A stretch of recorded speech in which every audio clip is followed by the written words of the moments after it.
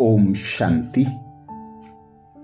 ब्राह्मण जीवन की स्मृति ही हमें संपूर्ण संपन्न बना सकती है। ब्राह्मण जीवन की महिमा स्वयं भगवान पिता निराकार परमात्मा करते हैं। ब्राह्मण जीवन की महिमा के विशेष 21 पॉइंट इससे पहले 3 वीडियो में हमने मनन किए, जिसमें बाबा ने ब्राह्मण जीवन की अनेक विशेषताएं बताई। बाबा कहते हैं ब्राह्मण जीवन की स्मृति भी रहे तो भी आप संपूर्ण संपन्न बन सकते हैं, क्योंकि ब्राह्मण जीवन ही वो जीवन है जिसमें पुरुषार्थ कर ब्राह्मण सो फरिश्ता, फरिश्ता सो देवी देवता बन जाते हैं। तो ब्राह्मण जीवन की 22वीं महिमा को इस वीडियो से जानेंगे। बाबा कहते ब्राह्मण अर्थात कोटों में कोई, कोई में भी कोई आत्मा। आज ब्राह्मण संसार का रचता अपने चारों ओर के ब्राह्मण बच्चों को देख रहे हैं। यह ब्राह्मण संसार छोटा सा संसार है, लेकिन अति श्रेष्ठ, अति प्यारा संसार है। यह ब्राह्मण संसार सारे विश्व की विशेष आत्माओं का संसार है।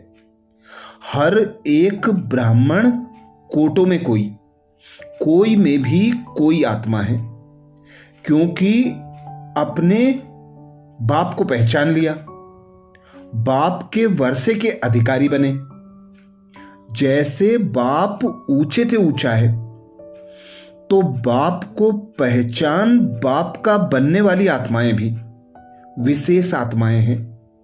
हर ब्राह्मण आत्मा के जन्मते ही भाग्य विधाता बाप ने मस्तक पर श्रेष्ठ भाग्य की लकीर खींच दी। ऐसी श्रेष्ठ भाग्यवान आत्मा है। ऐसे भाग्यवान अपने को समझते हो? इतना बड़ा रूहानी नशा अनुभव होता है। हर एक ब्राह्मण के दिल में दिलाराम का, दिल का दुलार, दिल का प्यार दे रहे हैं। यह परमात्म प्यार सारे कल्प में एक द्वारा एक समय पर ही प्राप्त होता है। यह रूहानी नशा सदा हर कर्म में रहता है। आगे बाबा कहते कल्प कल्प के कोटों में भी कोई ब्राह्मण आत्मा। अमृत वेले ही बाप दादा हर एक बच्चे की झोली वरदानों से भर देते हैं। सभी की झोली वरदानों से भरी हुई है ना। रोज वरदाता बाप से वरदान मिलता ही है। कितने वरदान आप एक एक बच्चों को बाप दादा द्वारा मिले हैं। वरदानों से झोली भरी हुई है ना, तो सभी बड़े उमंग उत्साह से पहुंच गए हैं। बाप दादा भी बच्चों को देख बहुत बहुत खुश हो रहे हैं और गीत गाते रहते हैं, वाह बच्चे वाह। वाह बच्चे कहते वाह बाबा वाह। बाप कहते वाह बच्चे वाह, क्योंकि जो भी बाप के बच्चे बने हैं वह सभी कोटों में कोई आत्माएं हैं। विश्व में कितनी कोटि आत्माएं हैं, लेकिन उनमें से आप लक्की और लवली बच्चे हो। उन कोटों में से कोई आप बच्चे हो। नशा है कि हम कल्प कल्प के कोटों में कोई बच्चे हैं। कितने भी बड़े बड़े मर्तबे वाली आत्माएं वर्तमान समय भी हैं, लेकिन बाप को पहचान, बाप का बर्थडे मनाने वाले, चारों ओर के पहचानने वाले बच्चे कोटों में कोई हैं। तो यह खुशी है कि हम कोटों में कोई हैं। है खुशी? नशा है नशा। अगली बात बाबा बताते, ब्राह्मण अर्थात लौकिक को अलौकिक बनाने वाले, सदा स्वयं को बाप दादा के सहयोगी, विश्व परिवर्तन के कार्य में उसी लगन से लगे हुए समझकर चलते हो। जो बाप दादा का कार्य वही हमारा, यह स्मृति रहती है। जैसे बाप सर्व शक्तियों और गुणों के सागर हैं, वैसे स्वयं को भी संपन्न अनुभव करते हो। स्वयं के कमजोर संकल्प और संस्कार को परिवर्तन करने की शक्ति में समर्थी आई है, क्योंकि जब तक स्वयं परिवर्तन करने की शक्ति में समर्थ नहीं होंगे तो विश्व को भी परिवर्तन नहीं कर सकेंगे। तो स्वयं को देखो कि अब कहां तक परिवर्तन हुआ है। संकल्प में, वाणी में, कर्म में कितने परसेंटेज में लौकिक से अलौकिक हुए हैं। परिवर्तन है ही लौकिक से अलौकिक। तो यह शक्ति अनुभव होती है। किसी भी लौकिक वस्तु व व्यक्ति को देखते हुए अलौकिक स्वरूप में परिवर्तन करना आता है। दृष्टि को, वृत्ति को, वाइब्रेशंस को, वायुमंडल को अलौकिक से लौकिक से अलौकिक बनाने का अभ्यास है। बाप दादा कहते, दृष्टि को, वृत्ति को, वाइब्रेशंस को, वायुमंडल को लौकिक से अलौकिक बनाने का अभ्यास है। जब ब्राह्मणों का जन्म ही अलौकिक है, तो ऐसा अलौकिक जन्म, अलौकिक बाप, अलौकिक परिवार, वैसे ही कर्म भी अलौकिक है। ब्राह्मण जीवन का विशेष कर्म ही है लौकिक को अलौकिक बनाना। सिर्फ यह लौकिक को अलौकिक बनाने का पुरुषार्थ ही सर्व समस्याओं से, सर्व कमजोरियों से मुक्त कर सकता है। अगली बात बाबा बताते, ब्राह्मण अर्थात ऊंचे ते ऊंचा जीवन जीने वाले।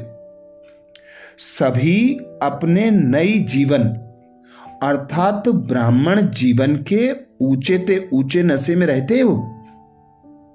बाप दादा पूछते, सभी अपने नई जीवन अर्थात ब्राह्मण जीवन के ऊंचे ते ऊंचे नशे में रहते हो। सबसे ऊंच जीवन है ब्राह्मण जीवन। नया जन्म है ऊंचे ते ऊंचा ब्राह्मण जन्म, जिसको अलौकिक जन्म कहा जाता है।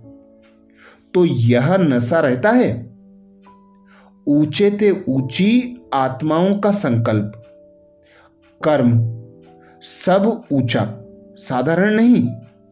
जैसे लौकिक में भी अगर कोई साहूकार भिखारी का कार्य करे तो क्या होगा? सब हंसेंगे ना। तो ऊंचे कार्य की बजाय साधारण करे तो क्या समझेंगे, क्या कहेंगे सब? तो ब्राह्मण कब व्यर्थ कार्य व व्यर्थ संकल्प नहीं कर सकते। तो ब्राह्मण कब व्यर्थ कार्य, व्यर्थ संकल्प नहीं कर सकते। पांचवी बात बाबा बताते, ब्राह्मण अर्थात हिम्मतवान, अंतर्मुखी और अभ्यासी। ब्राह्मण जीवन का विशेष आधार है हिम्मत। जैसे श्वास नहीं तो जीवन नहीं, वैसे हिम्मत नहीं तो ब्राह्मण नहीं। बाप का भी वायदा है, हिम्मते बच्चे ते मदद बाप। सिर्फ मदद बाप नहीं, आज कल की लहर में बाप के ऊपर छोड़ देते हैं और स्वयं अलबेले बन जाते हैं। अब करना क्या है? अंतर्मुख हो, हर शक्ति की धारणा के अभ्यास में जाओ। जैसे कोई नई इन्वेंशन अर्थात आविष्कार करने वाला व्यक्ति दिन रात उसी इन्वेंशन की लगन में खोया हुआ रहता है, वैसे हर शक्ति के अभ्यास में खोए हुए रहना चाहिए। जैसे सहन शक्ति व सामना करने की शक्ति किसको कहा जाता है? सहन शक्ति से प्राप्ति क्या होती है? सहन शक्ति को किस समय यूज किया जाता है? सहन शक्ति न होने के कारण किस प्रकार के विघ्नों के वशीभूत हो जाते हैं? अगर कोई माया का रूप क्रोध के रूप में सामना करने आए तो किस रीति से विजयी बन सकते हो? कौन कौन सी परिस्थितियों के रूप में माया सहन शक्ति का पेपर ले सकती है? 1 इन एडवांस, पहले से ही विस्तार से बुद्धि द्वारा समाने लगा जाओ। रियल पेपर हॉल में जाने के पहले स्वयं का मास्टर बन स्वयं का पेपर लो, तो रियल इम्तिहान में कभी फेल नहीं होंगे। ऐसे एक एक शक्ति के विस्तार और अभ्यास में जाओ। अभ्यास कम करते हैं, व्यास सब बन गए। बाबा कहते अभ्यास कम करते हैं, व्यास सब बन गए हो, लेकिन अभ्यास नहीं करते हो। इसी प्रकार स्वयं को बिजी अर्थात व्यस्त रखने नहीं आता, इसलिए माया आपको बिजी कर देती है। अगर सदा अभ्यास में बिजी रहो तो व्यर्थ संकल्पों की कंप्लेन भी समाप्त हो जाए। साथ साथ आपके अभ्यास में रहने का प्रभाव आपके चेहरे से दिखाई दे। क्या दिखाई देगा? अंतर्मुखी सदा हर्षित मुखी दिखाई देंगे, क्योंकि माया का सामना करना समाप्त हो जाएगा। अच्छा, ऐसे ही और बाप दादा के ब्राह्मणों प्रति महावाक्यों के लिए बाबा के चैनल को सब्सक्राइब करें। पुराने बाबा के वीडियो देखने के लिए बाबा के चैनल की प्लेलिस्ट में जा सकते हैं। अच्छा, ओम शांति।